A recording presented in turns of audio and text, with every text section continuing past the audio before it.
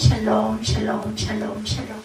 하나님 사랑합니다. 여러분 주 안에서 사랑합니다. 신명기 4장 1절에서 8절 말씀이죠. 예, 지켜야 할 하나님의 규례들 이렇게 나와 있습니다. 예, 내가 너희에게 가르치는 규례와 법도를 듣고 준행하라 이렇게 말씀하고 계세요. 예, 4장 전체 보죠. 예, 4장 전체 내용 보도록 합니다. 길어요. 49절까지 있죠. 모세는 그의 첫 번째 설교를 끝맺으면서 이스라엘 백성들이 하나님께 순종해서 그분만을 섬길 것을 권면하고 있어요. 또한 과거 호렙산에서 하나님께서 그들에게 주셨던 율법에 대해서 다시 한번 주의를 환기시키면서 이스라엘 백성들의 가나안 입성을 최종적으로 준비시키고 있습니다.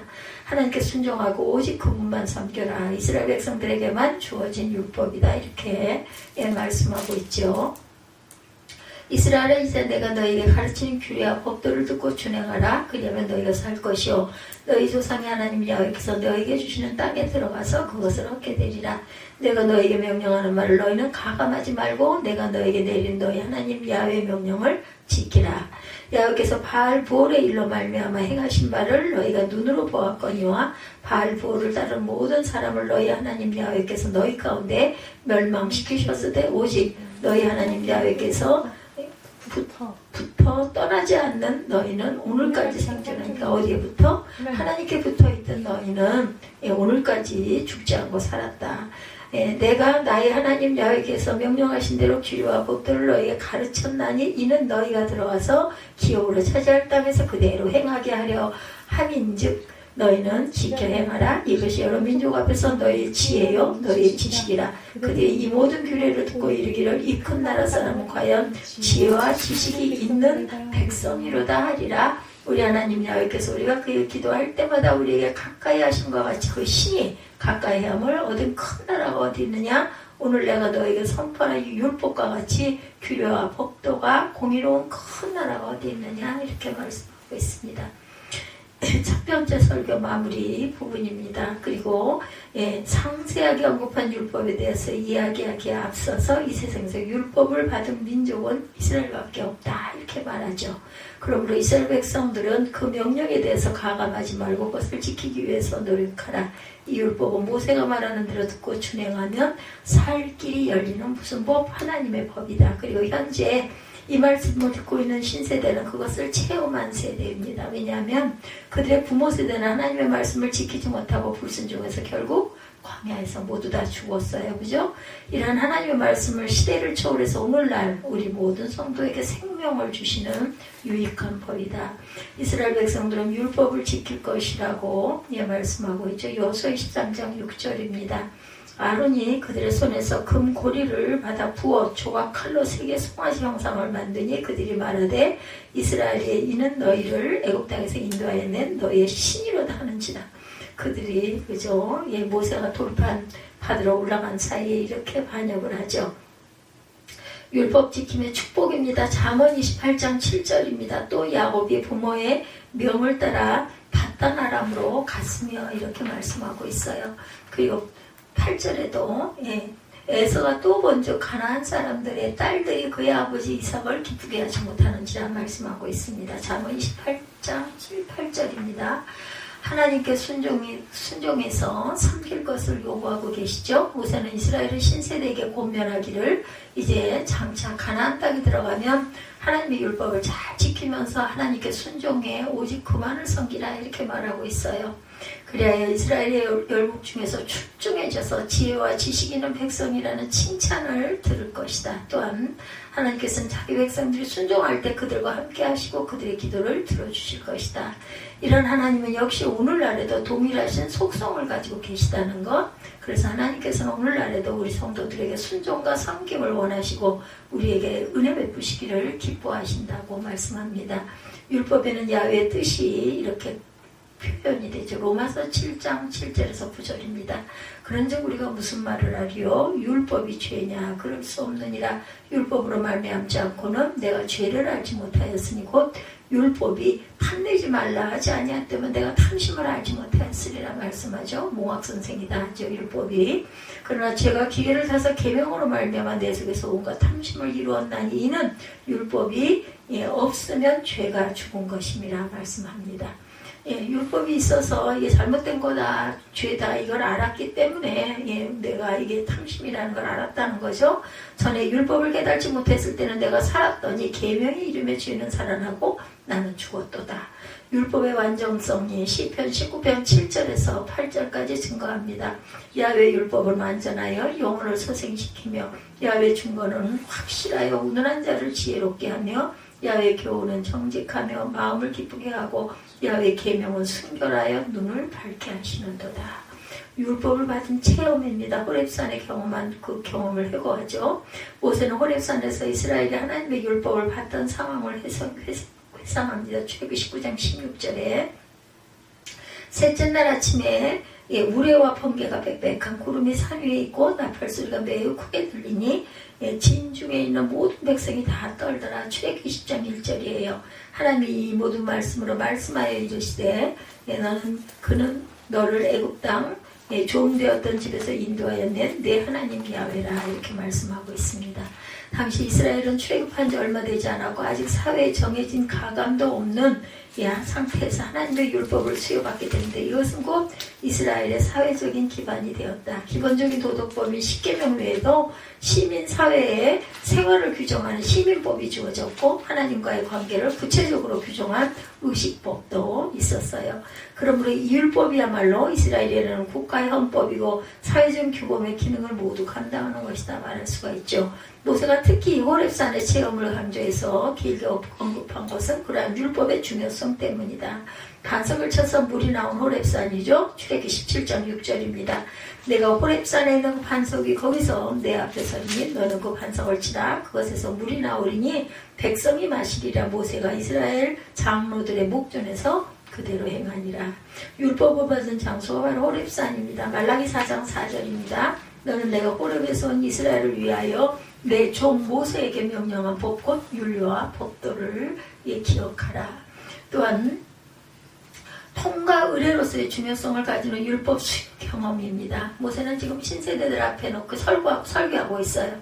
그런데 이 세대는 호렙산에서 율법을 수여받은 사실을 부모들에게 들은 것을 통해서나 알고 있을 세대 혹은 그 당시 20세 이하였던 사람들은 아직 어려서 그 율법을 수여받던 일에 대해서 자세한 내용을 알 수 없겠죠.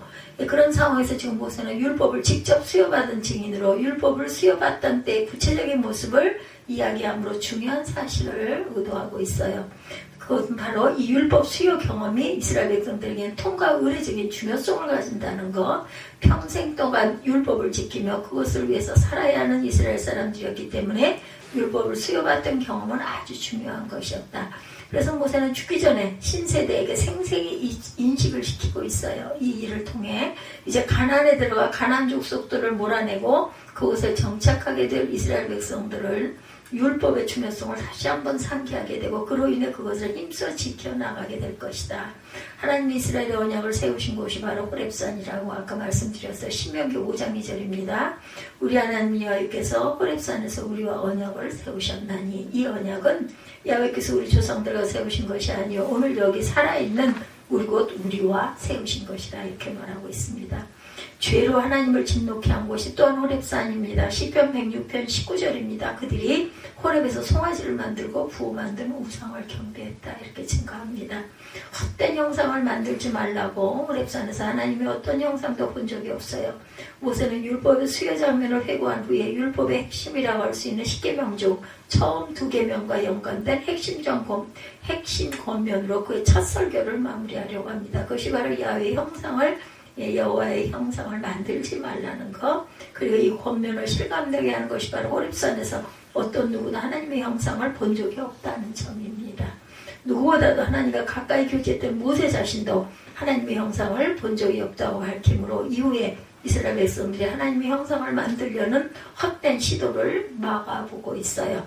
아마 이 호렙산에서 이스라엘 백성들은 금송아지 형상을 만들어 놓고 그것을 가리켜 하나님이라고 한 적이 있다고 합니다. 예, 출애굽기 32장 2절에서 8절입니다. 아론이 그들에게 이르되 너희 아내와 처녀의 귀에서 금고리를 빼어 내게로 가져오라.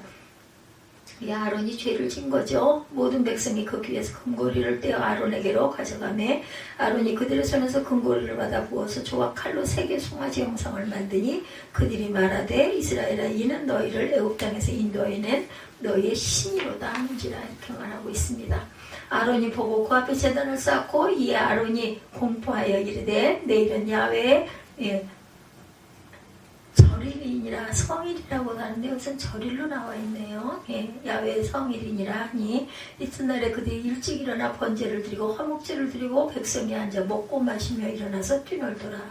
야외께서 모세에게 이르시되 너는 내려가서 내가 애굽 땅에서 인도해낸 내 백성이 부패하였도다. 그들이 내가 그들에게 명령한 길을 속히 떠나 자기를 위하여 송아지를 부어 만들고 그것을 예배하며 그것으로 제물을 드리며 말하기를 이스라엘이 이는 너희를 애굽 땅에서 인도하여 낸 너희 신이라 하였도다. 그러한 심각한 범죄를 막기 위해서 모세는 다시금 신세대들을 다짐하고 있습니다. 금송아지를 만들었어요. 출애굽기 32장 4절입니다. 아론이 그들의 손에서 금고리를 받아 부어 조각칼로 새겨 송아지 형상을 만드니 그들이 말하되 이스라엘아 이는 너희를 애굽 땅에서 인도하여 낸 너희의 신이로다 하는지라 이렇게 나와 있습니다.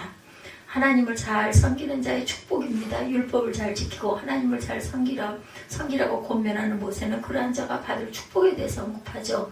즉 그러한 자들에게 하나님은 그들이 가야 할 가나안 땅에서 그들의 후손들과 함께 오래 살게 될 것이다 라고 모세는 말합니다. 이것은 상천지하에 비교할 만한 신이 없는 하나님께서 하시는 약속이기 때문에 무엇보다도 확실한 언약이다. 그러므로 약속을 신뢰하면서 하나님의 뜻에 순종하고 그의 말씀에 순종하는 삶을 살아가야 할 것이다. 믿음의 열매는 구원입니다. 마가복음 16장 16절이죠. 믿고 세례를 받은 사람은 구원을 얻을 것이요 믿지 않는 사람은 정죄를 받으리라. 믿음은 영생을 낳습니다. 요한복음 3장 15, 16절이죠. 이는 그를 믿는 자마다 영생을 얻게 하려 하심이라. 하나님이 세상을 이처럼 사랑하사 독생자를 주셨으니 이는 그를 믿는 자마다 멸망하지 않고 영생을 얻게 하려 함이라. 그래서 신명기 4장 결론, 모세는 자신의 첫 번째 설교를 마무리하면서 하나님의 율법을 성실히 지키는 자가 누릴 축복에 대해서 말씀하죠. 우리 또한 하나님의 말씀을 지키는 자가 받는 축복을 상기하며 하나님의 말씀을 지키기 위해서 최선을 다해야 되겠다. 그럴 때 그 순종함이 귀한 축복을 받을 수 있을 것이라는 것, 거기에 걸맞는 상응하는 축복을 받는다. 우리가 정말 알아야 할 것, 인터넷에 우리가 검색했을 때 알아야 할 것이라면 이런 이야기들이 있더라네요. 보일러를 작동했는데도 방이 따뜻하지 않으면 변기에 물을 한번 내려보라. 여성이 하이힐급이 떨어지면 버려라. 맞는 얘기인지 틀린 얘기인지는 모르겠지만 이런 얘기가 있다고 그래요. 그리고 어느 대학의 신입생들에게 반드시 알아야 할 10가지라면서 다음을 말했다고 합니다. 첫 번째, 수업에서 배운 이론은 생각보다 큰 도움이 되지 않는다. 기술이 중요하다. 참고로 이 대학은 원래 공업전문대학이었다고 합니다. 사람을 보는 눈이 필요하다. 돈 절약은 쉽지 않다. 무슨 일이든지 한 번 이상 반복되는 것은 좋지 않다. 꿈일 줄 알아야 대접을 받는다. 주변 모든 사람들은 다 바쁘다. 예술은 의사소통이다. 스스로를 항상 체크하라. 아프면 주변에 민폐다. 이런 10가지 이런 것들이 있었다고 합니다. 대학교 신입생들에게 반드시 지켜야 할 10가지라면서 이런 내용들이 있었다고 그래요. 그런가 하면 모르기 때문에 인생을 맛없이 멋없이 산다는 주장도 있다네요. 대학 노노 맹자와 더불어 중국 유교의 사서로 불리는 중용에 보면 삶을 살면서 반드시 알아야 할 것은 인생을 맛있게 사는 인생미라고 해서 다음과 같이 소개했다고 합니다. 첫째, 살기 위해서 음식을 먹는 게 아니라 음식이 가지고 있는 고유의 맛을 알고 먹는 것이 인생을 맛있게 산다. 음식, 짐이 이렇게 나와 있습니다. 둘째는 직업, 짐이 돈을 벌기 위해서 일하는 게 아니라 일을 통해서 인생의 자부심과 긍지를 알아가는 것이 인생을 멋있게 사는 것이다. 세 번째는 풍류짐이 여행이나 취미로 자신의 자유로운 영혼을 알아가는 것이 인생을 멋있게 사는 것이다. 넷째, 관계짐이 가족, 형제, 동료와의 만남 속에 기쁨을 얻는 것이 인생을 맛있게 사는 것이다. 다섯째, 봉사짐이 남에게 봉사함으로 행복을 살아가는 것이 인생을 멋있게 사는 것이다. 여섯째, 학습짐이 배움과 깨우침 속에서 자신을 알아가는 것이 인생을 멋있게 사는 것이다. 일곱째, 건강짐이 건강한 몸을 유지하는 것이 인생을 멋있게 사는 것이다. 이거 맞습니다. 우리가 항상 몸을 잘 돌볼 줄 알아야 돼. 여덟째, 인간짐이 나라는 존재를 알아가는 기쁨이 인생을 멋지게 사는 것이다. 그런데 사람들이 어디 이런 인생을 8가지만 모르겠어요. 우선 사람들은 자기 자신부터 잘 모르지 않겠나. 모두들 만일 사람이 자신의 잠재력과 가능성을 안다면 정말 인생이 달라질 것이다. 이렇게 말하고 있죠. 아직도 안타깝지만 더 안타까운 것은 성도들이 자신이 누군지 어떤 사람인지를 모른다라는 것입니다. 저와 여러분이 하나님의 자녀이며 하나님께서 구별하여 부르신 거룩한 자녀라는 것의 진정한 의미 그리고 그 뜻에 대해서 우리가 잘 알고 맞게 살아가고 있는가. 두 번째, 성도가 알아야 할 것. 오늘 본문은 모세의 설교집인 신명기 두 번째 설교입니다. 그리고 신명기 전체적으로 볼 때 본론 부분에 율법을 다시 가르치는 부분이 나오죠. 그리고 그 중에서도 오늘 본문 서론에 해당합니다. 4장 44절에서 26장 19절까지 이런 내용들이 쭉 나와요. 4장 44절에 보면 모세가 이스라엘 자손에게 선포한 율법은 이러하니라. 26장 19절에도 그런즉 야훼께서 너를 그 지으신 모든 민족 위에 뛰어나게 하사 찬송과 명예와 영광을 삼으시고 그가 말씀하신 대로 너를 내 하나님 야훼의 선민이 되게 하시리라. 어떤 글이나 논문이나 연설에 있어서 서론이 굉장히 중요해요. 그렇죠? 서론의 중요성에 대해서 한 설교학자는 비행기가 이륙할 때 활주로를 고속으로 달리다가 하늘로 날아오는 것 같다 이렇게 얘기했다고 합니다. 서론이 없으면 날지 못하는 비행기와 같다는 거죠. 즉 서론이 없으면 자신이 전하려는 것을 제대로 전할 수가 없다. 그 다음 모세는 자신의 두 번째 설교의 서론에서 어떤 내용을 전했나. 규례와 법도를 알고 준행하라고 말씀하죠. 규례와 법도를 준행하라. 지켜 행하라. 6절에 규례와 법도는 본문이 말하는 규례와 법도는 출애굽기 20장 이후에 나오는 것으로 십계명을 비롯한 각종 법규를 말합니다. 그래서 오늘 본문 이후부터 모든 율법 조항들을 다시 설명하고 가죠. 이 규례와 법도의 진정한 의미, 어떤 의미를 갖고 있을까요? 일반적으로 규례와 법도, 즉 율법은 하라 하지 말라요 율법적인 틀에 사람을 가두는 것으로 이해하기가 쉬운데, 그러나 율법의 의미는 그 조항 하나하나보다 그것이 궁극적으로 지향하는 것이 무엇인가가 중요하다. 3절에 하나님께서 바알보올의 일로 인하여 이스라엘에게 진노하시고 바알보올을 좋은 사람들을 진멸했다 이렇게 말하고 있어요. 3절, 4장 3절 다시 보죠. 야훼께서 바알보올의 일로 말미암아 행하신 바를 너희가 눈으로 보았거니와 바알보올을 따른 모든 사람을 너희 하나님 야훼께서 너희 가운데서 멸망시키셨으되 오직 너희 하나님 야훼께 붙어 떠나지 않는 너희는 오늘까지 생존했다. 하나님께 딱 붙어 있어야 되겠죠, 그죠? 바알보올의 일로 인해서 이스라엘에게 진노하시고 바알보올을 쫓는 사람들을 진멸하셨어요.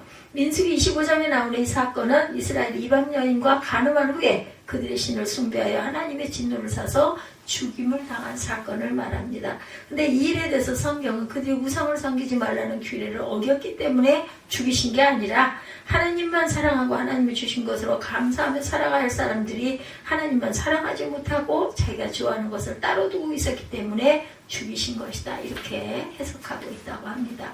따라서 6절에서 지켜 행하라 하는 것은 항목 하나하나에 대한 실천을 요구하는 것이 아니라 하나님이 만드시고 하나님의 하늘에서 주시는 것으로 부족함이 없음을 믿으라는 뜻이라고 합니다. 즉 인간이 욕심대로 살지 않기 위해서는 하나님이 만드시고 하나님이 주신 것을 최고로 알아야 한다. 결국 규례와 법도를 하나하나 실천함으로 자기 욕심이 아닌 하나님이 주신 것을 최고로 아는 인간, 하나님과 그 말씀을 중심으로 살아가는 사람이 되라는 뜻이 그 속에 있다는 거죠. 하나님을 가장 우선으로 여기고 하나님이 주신 것을 최고라고 믿고 하나님의 법대로 사는 것이 가장 바른 삶이고 행복한 삶이라는 것을 아는 사람만이 규례와 법도를 준행할 수 있다는 것. 예, 성도는 하늘의 것으로 살아가는 사람들이죠. 예, 그래서 우리 성도들이 자신의 이름이 나는 일, 자기를 높일 수 있는 일보다 하나님의 나라, 하나님의 이름, 하나님의 나라를 보여주는 것을 우선으로 하는 사람이다. 그것이 바로 규례와 법도를 준행하는 삶이라는 것입니다. 내가 아니라 하나님이 하셨다. 내가 아니라 하나님을 높이자라는 거죠. 그래서 하나님은 모세를 통해 이스라엘 백성들의 그것을 준행하라고 합니다. 준행하라는 말은 행하다, 만들다라는 뜻을 갖고 있죠.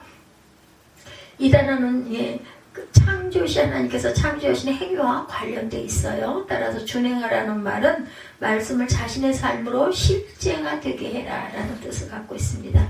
2절에 지키라는 말, 지키다, 준수하다, 보존하다는 뜻, 즉 말씀이 더해지거나 감해지지 않게 하라는 뜻을 갖고 있습니다. 이와 관련한 단어가 가감하지 말고 지키라, 덜거나, 그죠? 예, 그리고 더하거나, 보태거나, 빼거나 하지 말아라. 여기서 가감하지 말라는 말씀의 뜻은 형편껏 조절하다라는 뜻을 갖고 있습니다. 어떤 계약이나 약속을 하면서 피치 못할 사정이나 부득이한 경우가 생길 때 거기에 대해서 예외 조항 내지는 유연성을 두는 것과 관련된 말씀이다. 하나님은 하나님의 규례와 법도 하나님의 명령 율법에 대해서만은 그 어떤 예외 조항도 어떤 유연성도 두지 말아라. 그대로 덜거나 더하지 말아라. 그리고 6절에 지켜 행하다는 말은 지금 말씀드린 두 가지 뜻이 합쳐진 지키고 행하라 라는 뜻이죠. 따라서 하나님께서 모세를 통해서 먼저 주시는 말씀은 하나님의 규례와 법도 즉 율법의 말씀을 이러저러한 이유로 그 어떤 변화로도 주어서는 안 되고 그리고 그 말씀을 삶으로 살아내라는 말씀이 아주 엄격하게 철저하게 살아가거라. 오늘 본문에 하나님의 규례와 법도 하나님의 명령 율법을 준행하되 가감하지 말고 철저하게 지키라는 말씀을 마치 독재자나 절대 군주의 명령처럼 여길까? 이래서는 안 된다. 하나님의 명령 율법은 그런 차원으로 지켜가는 것이 아니다. 그러면 그것은 무슨 뜻이냐? 규례와 법도 율법은 이스라엘이라는 존재, 이 설교를 듣고 있는 이 말씀을 받는 그들의 정체성과 관련이 있다. 7, 8절입니다. 하나님 여호와께서 우리가 그에게 기도할 때마다 우리에게 가까이 하신 것 같이 그 신이 가까이 함을 믿는 큰 나라가 어디 있느냐? 오늘 내가 너희에게 선포하는 이 율법과 같이 그 규례와 법도가 공의로운 큰 나라가 어디 있느냐? 이스라엘 백성들은 규례와 법도를 지킬 때 그때 비로소 하나님의 백성이 된다는 것이 아니라 그들도 하나님의 백성이 그것도 아주 특별한 백성인데 그에게 기도할 때마다 우리에게 가까이 하시는 하나님의 백성이라는 것. 세상 어디에도 이런 하나님을 믿는 백성이 없어요. 따라서 하나님을 믿는 나라는 큰 나라이고 그 백성은 특별한 백성이다. 살아계신 하나님 창조주시고 온 세상의 통치자이신 유일한 하나님이 구별된 사랑을 받으니 이스라엘 백성들은 특별한 백성이고 이스라엘 나라는 큰 나라가 될 수밖에 없다. 따라서 하나님의 규례와 법들을 준행하는 것은 특별한 사람에게만 요구되는 것이다. 하나님께서 세상 어느 민족에게 이것을 명하셨는가? 오직 이스라엘에게만 명하셨기 때문에 이 명령이 특별하다는 것. 그러므로 하나님의 규례와 법도 율법을 지켜 행하라는 말씀을 받는 것 자체부터가 자신들이 아주 특별하다는 것을 알라는 것이 모세의 첫 번째 당부입니다. 우리는 특별한 존재예요. 하나님의 사랑을 받는 두 번째 규례와 법들을 알고 지키지 않으면 안 된다. 오늘 본문은 특별한 사람에게만 요구되는 율법을 준행하지 않는 것에 대해서 경고하고 있습니다. 우선 하나님의 규례와 법들을 준행하지 않는 그러한 신뢰를 경고로 삼으라. 사실 신명기 자체의 서론이라고 할 수 있는 1장에서부터 모세는 이 잘못된 그런 결코 반복돼서는 안 될 사건을 반복적으로 말하고 있죠. 그것은 38년 전 가데스 바네아 사건이죠. 그때 이스라엘은 하나님을 신뢰하지 못하고 올라가 차지하라는 말씀에 순종하지 아니하므로 38년 동안 그 죄짐을 졌어요. 그것이 1세대들의 선례라면 현재 모세 앞에 있는 제2세대들의 선례도 있어요. 그것은 3절의 바알보올의 일입니다. 바알보올의 일이라는 최근 이스라엘 백성들이 시딤에 머물렀을 때 이방 선지자 발람이죠. 발람의 계략에 의해서 모압 여인들과 행음했고 그들의 신들을 섬기는 데까지 갔다가 24,000명이 죽은 비극적인 사건을 말합니다. 민수기 25장 19절입니다. 이는 그들이 속임수로 너희를 대적하되 부월의 일과 미디안 지휘관에 딸곧 부월의 일로 연병이 일어난 날에 죽임을 당한 그들의 자매 고스비의 사건들은 너희를 유혹하였습니다. 이렇게 증거하고 있습니다. 민수기 25장 19절입니다. 그 사건은 이스라엘의 하나님 외에는 다른 신이 없고 오직 하나님만 섬기고 다른 어떤 우상을 섬겨서는 안 된다 하신 10계명의 첫 1계명에서 3계명을 어겼다라는 의미입니다. 그리고 이때 이스라엘 남자들은 바알볼을 따랐다는 성경을 말합니다. 따랐다라는 말은 끌려다녔다고 이해할 수 있는데 그런 의미가 아니라 이 말은 자신의 의지로 적극적으로 따라다녔다는 뜻이에요. 그랬기 때문에 24,000명이라는 엄청난 사람이 하나님의 징계를 받아 죽죠. 이 모세는 바로 그 사건을 기억하라고 말합니다. 그러면서 그와 더불어 하나 더 기억해야 할 것, 오직 하나님 야훼께 붙어 떠나지 않는 사람들은 다 생존한 것처럼 4절에 나오죠. 규례와 법도를 지키는 것은 곧 하나님께 붙어 떠나지 않는 것이기에 그래서 지금까지 살아남아 생명을 유지할 수 있었다. 그래서 오늘 본문이 말씀하는 두 번째 내용, 하나님의 법도와 규례를 지키지 않는 것은 생명의 근원이신 하나님을 스스로 떠나는 것과 같다. 그러므로 법도와 규례를 지키지 않으면 죽게 된다. 규례와 법도는 생명줄이에요. 따라서 말씀을 버리는 것은 자살입니다. 생명의 근원이신 하나님으로부터 자신을 단절시켜 버리는 행동이기 때문이다. 그러니 생명을 이어가고 풍성히 누리기 위해서 이스라엘은 하나님의 말씀을 준행해야 한다. 우리가 바로 이스라엘입니다. 규례와 법도를 알고 지킬 때 받는 복입니다. 세 번째, 오늘 본문은 말씀을 준행하는 것, 말씀을 지키는 것, 말씀이 어떤 변화를 주어 가감하지 않는 것은 하나님의 복을 부르는 일이다 이렇게 말하죠. 그 복은 어떤 것일까? 첫째로 지혜와 지식의 복이다. 6절이죠. 이것을 지켜내거라. 이것이 여러 민족 앞에 너희의 지혜요 너희의 지식이라 말씀하세요. 여러 민족 앞에서라는 표현은 비교급입니다. 하나님은 이스라엘 백성들과 하나님의 규례와 법도를 지켜 행하면 세계 모든 민족과 비교할 때 비교할 수 없는 탁월한 지혜와 지식을 주실 것이다. 이것의 지혜란 호크마 여러분들 아시죠? 이 성경 아주 유명하죠. 호크마 성경. 출애굽기 28장 3절, 31장 3절부터 6절 그리고 잠언 여러 곳에서 신적인 지혜, 곧 하나님께서 주시는 지혜를 의미합니다. 지식은 이해력, 통찰력 등을 뜻하죠. 따라서 하나님의 말씀을 지키면 그로 인해서 세상에 줄 수 없고 사람이 알 수 없는 지혜와 지식을 얻게 된다.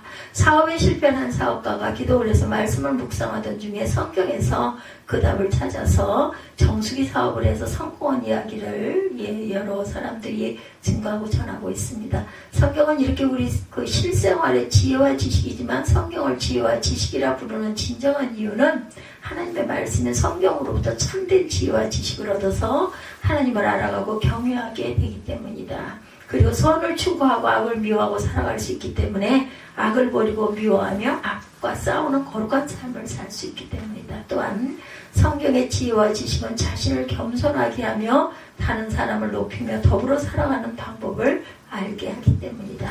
하나님의 규례와 법도를 준행해서 지키면 어떤 복을 받아요? 오늘 본문 두 번째, 기도할 때마다 하나님께서 가까이 하신다 이렇게 말씀합니다. 가까이 카라부입니다. 카라부. 기본적으로 객체 또는 주체가 매우 가깝고 친밀하게 접근해 있거나 접근해 오는 것을 의미하고 2차적인 의미로는 객체와의 실체의 접촉을 그 개념을 가진 말이다.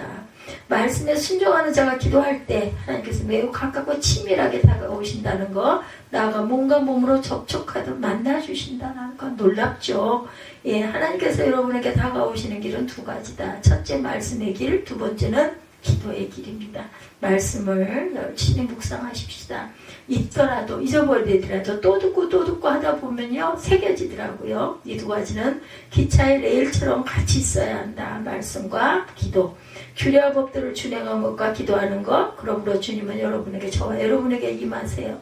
하나님의 말씀에 순종하며 기도하는 이들에게 임합니다. 하나님의 규례와 법들을 준행시키면 또한 세 번째 하나님께서 큰 나라가 되게 하신다라고 말씀합니다. 여기서 크다는 말은 크기, 수, 강도, 중요도 등의 크다는 의미, 즉 이미 말씀드린 대로 이스라엘은 여러 민족 중에서 가장 크고 강한 나라이고 가장 중요한 나라라는 의미죠. 비교할 상대가 없어요. 세상적인 계산은 1000명 중에 1등이니까 더 이상 더 없이다 보이지만 하나님의 계신 계산에서는 그 이상 그 다음 그 넘어가 있다. 따라서 오늘 본문 말하는 큰 나라는 세상 민족이나 국가들과 비교하는 것 그 이상이라는 의미를 갖고 있습니다. 세상이나 다른 사람과 비교해서 큰 것이 아니라 하나님의 기준으로 큰 것이 된다는 것. 따라서 이 큰은 무제한, 무한한 의미. 그러니 얼마나 놀라워요.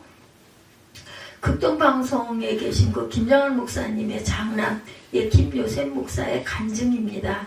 김요셉 목사의 꿈은 수원 중앙기독 초등학교를 짓는 것이었다고 그래요. 이걸 위해서 마련해둔 땅의 일부를 팔았대요.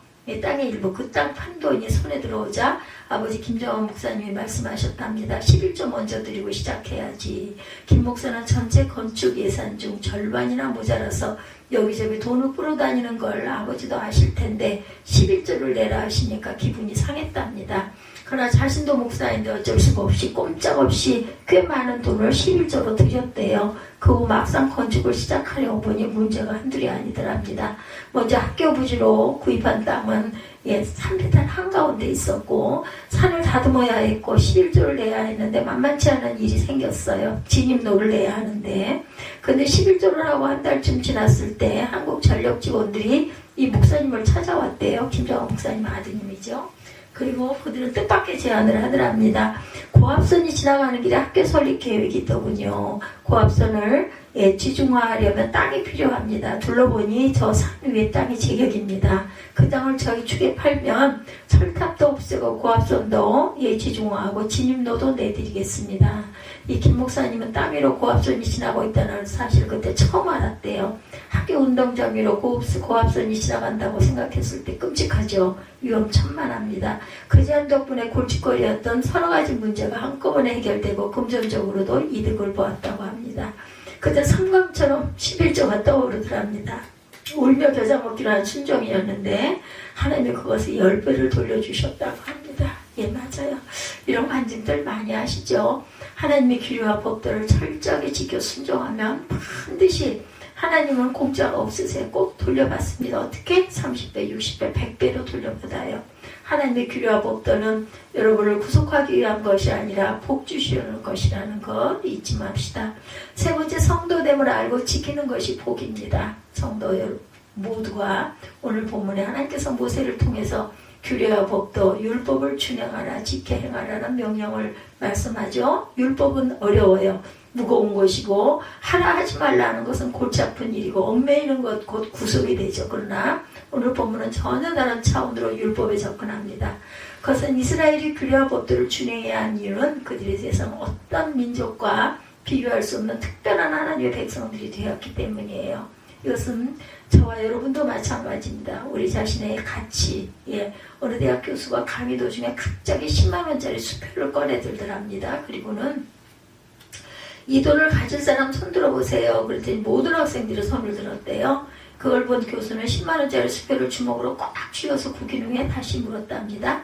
이 돈을 가질 사람 손 들어보세요. 그랬더니 이번에도 모든 학생들이 손을 들더랍니다. 교수는 그걸 다시 바닥에 내동댕이 쳐서 발로 짓밟았어요. 이미 구겨진 수표는 신발 자국으로 더러워졌습니다. 교수가 또 묻습니다. 이 돈 가질 사람. 학생들은 당연히 손을 들었겠죠.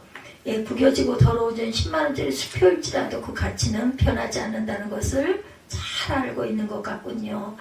나의 가치도 마찬가지입니다. 구겨지고 더러워진 나일지라도 그것의 가치는 전과 다르지 않게 소중합니다. 실패하고 사회의 바닥으로 추락했다 생각할지라도 절대 좌절하지 마십시오. 여러분의 가치는 무엇보다 소중합니다. 여러분의 가치도 마찬가지죠. 저와 여러분도 마찬가지입니다. 특별합니다. 특별한 이유는 만일 당신이 당신 자신의 가치를 계산하고 싶다면 당신의 친구를 세워보라는 말이 있다고 합니다. 굉장히 세계들을 말이죠. 오늘 성경은 친구를 세워보라고 말하잖아요. 하나님을 바라보라고 말씀하고 있습니다. 여러분들이 왜 특별해요? 하나님과 하나님의 전부를 소유한 사람이기 때문입니다. 여러분은 누구입니까? 자신이 얼마나 특별한 사람인지를 알고 있습니까? 그리고 그 특별함이 걸맞게 살고 계십니까? 오늘 하나님께서 저와 여러분에게 바라시는 것은 너희는 특별하고 아주 특별하다. 세상 누구와도 비교할 수 없는 내 백성, 내 자녀이기 때문이다. 그러니 내 백성답게 살기 위해서 이 말씀을 준행해라. 예, 여러분이 특별하기 때문에 아주 특별한 말씀을 받아 준행했다는 거죠. 그렇게 하면 또 다른 하나 특별한 복이 저와 여러분에게 주어질 것이라는 믿음을 지니고 살아가시고 긍지를 가지고 사시는 저와 여러분들이 되시기를 주님의 이름으로 축복합니다.